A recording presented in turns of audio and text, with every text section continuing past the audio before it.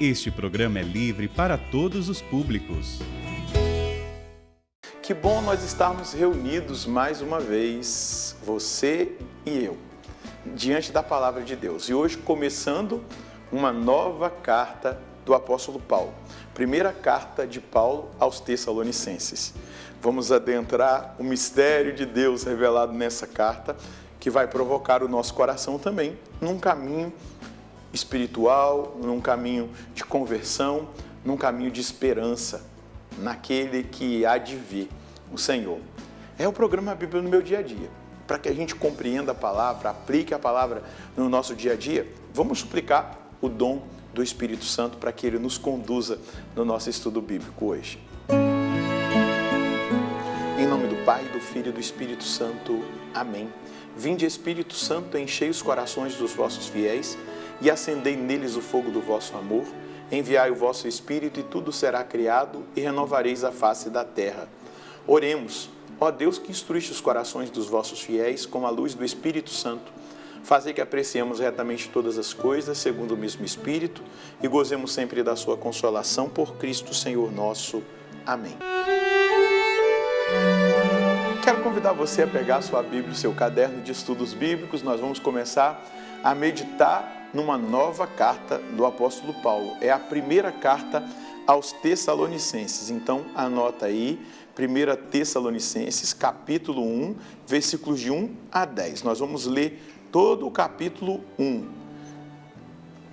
1 Tessalonicenses, capítulo 1, versículos de 1 a 10.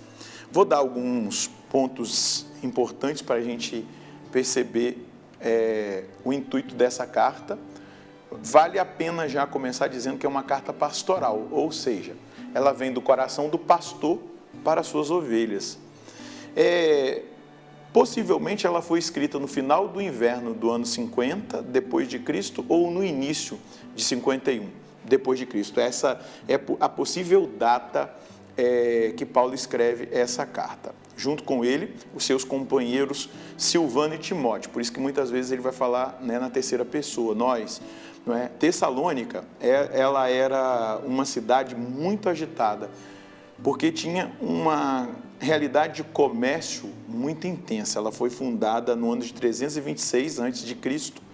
e depois tornada a capital da província da Macedônia. Então, a gente pode imaginar ali essa comunidade. E na Tessalônica acontece algo interessante. Paulo fica ali algumas semanas pregando na sinagoga, porque era uma cidade terminantemente de pagãos, mas existia uma colônia de judeus e lá uma sinagoga. E ali Paulo prega. Convertem-se judeus, gregos e também aqueles pagãos da cidade.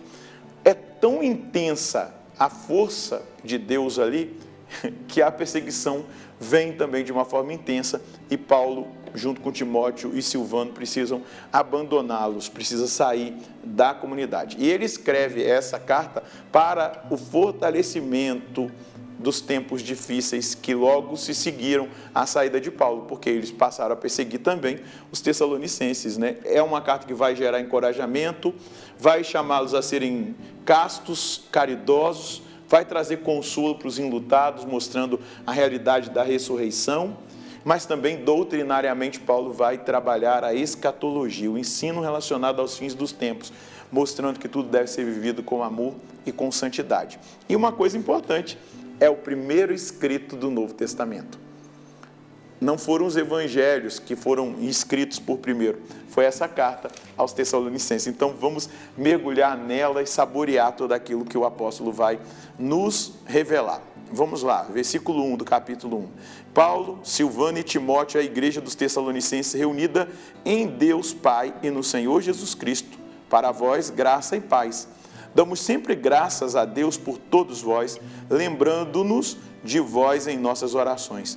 Continuamente diante de nosso Deus e Pai, lembramo-nos da ação da vossa fé, do esforço do vosso amor, da constância da vossa esperança em nosso Senhor Jesus Cristo. Sabemos, irmãos amados por Deus, que sois dos seus escolhidos, pois o nosso anúncio do Evangelho aconteceu entre vós não só com discurso, mas com poder, com o Espírito Santo e com muita força de persuasão. Bem sabeis como ocorreu a nossa permanência entre vós para o vosso bem. Tanto assim que vos tornastes imitadores nossos e do Senhor, acolhendo a palavra em meio a muita tribulação, e, no entanto, com a alegria que vem do Espírito Santo. Assim vos tornastes um modelo para todos os fiéis da Macedônia e da Acaia.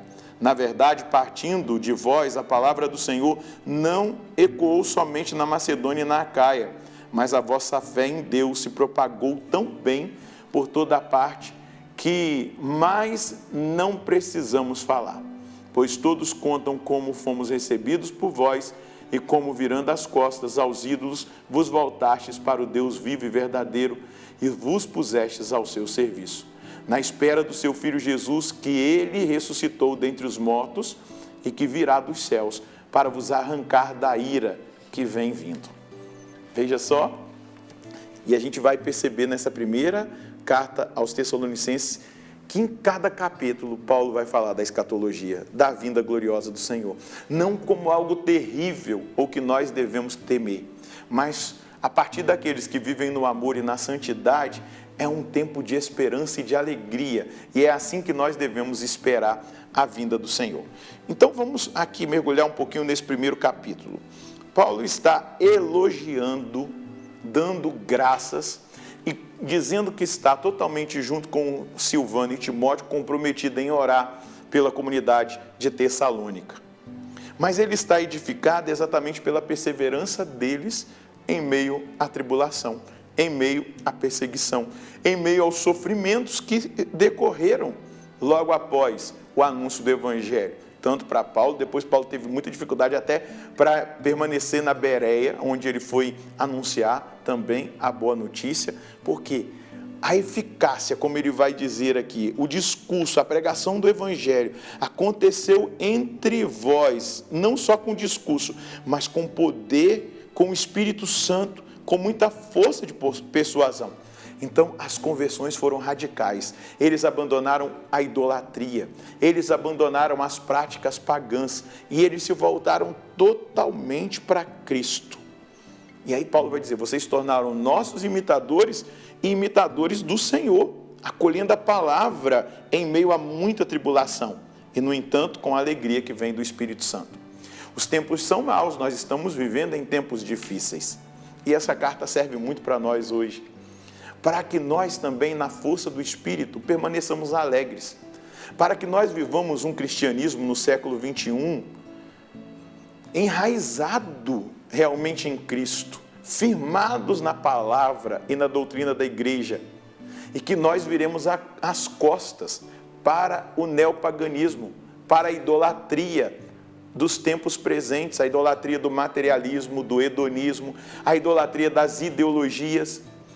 Mas para isso, nós precisamos viver, acolher a palavra e viver com alegria, a alegria que vem do Espírito Santo. E aí Paulo vai dizer que eles se tornaram modelo para todos os fiéis da Macedônia e da Acaia, e além dos territórios da Macedônia e da Acaia. Na verdade, a fé deles foi vivida com tanto entusiasmo e com tanta força, que em toda parte as pessoas ficaram sabendo do modo de viver dos tessalonicenses, dos que moravam em Tessalônica, pois todos contam como fomos recebidos por vós e como, virando as costas aos ídolos, vos voltastes para o Deus vivo e verdadeiro e vos pusestes ao seu serviço. Voltarmos-nos ao Deus vivo e verdadeiro e colocarmos-nos ao serviço dele, renunciando à idolatria, às práticas pagãs, a toda a obra morta e vivendo na verdade, vivendo na presença do Deus vivo, do Deus verdadeiro, do Deus santo, do Deus fiel. Esse é o chamado que Deus nos faz. E a partir desse primeiro capítulo, entender, nós vivemos na espera de Jesus, que ressuscitou dentre os mortos e que virá dos céus para arrancar a cada um de nós da ira que vem vindo. Nós precisamos cultivar no nosso coração a esperança, a expectativa da vinda gloriosa do Senhor. Isso nos faz viver com muita intensidade a nossa fé. Isso nos faz ser mais comprometidos com a oração. Isso nos faz estar em vigilância todos os dias, renunciando ao pecado e escolhendo amar a Deus sobre todas as coisas e viver uma vida de santidade. A carta aos Tessalonicenses vai nos colocar nessa consciência. O Senhor está vindo. Ele pode vir a qualquer momento e nós devemos estar preparados. Qual é a mensagem que eu colho de Deus hoje diante desse primeiro capítulo da carta de Paulo aos Tessalonicenses? Em meio às dores, sofrimentos, perseguições e tribulações do presente tempo, devo permanecer fiel à oração, ao Evangelho de nosso Senhor, vivendo com a alegria concedida pelo Espírito Santo, tendo a certeza de que Deus está comigo. A decisão deve ser como a dos Tessalonicenses: virar as costas para os ídolos, o paganismo, e voltar-me decididamente para Deus, colocando-me ao seu serviço, na firme esperança do Senhor que virá gloriosamente. Virar as costas aos ídolos, ao paganismo, ao neopaganismo, às ideologias, às ideias contrárias e erradas. Voltarmos para Deus, servir a Deus, sempre na expectativa do Senhor que virá. Ele virá. Vamos esperar prontos, amando a Deus sobre todas as coisas e vivendo em santidade. Vamos rezar?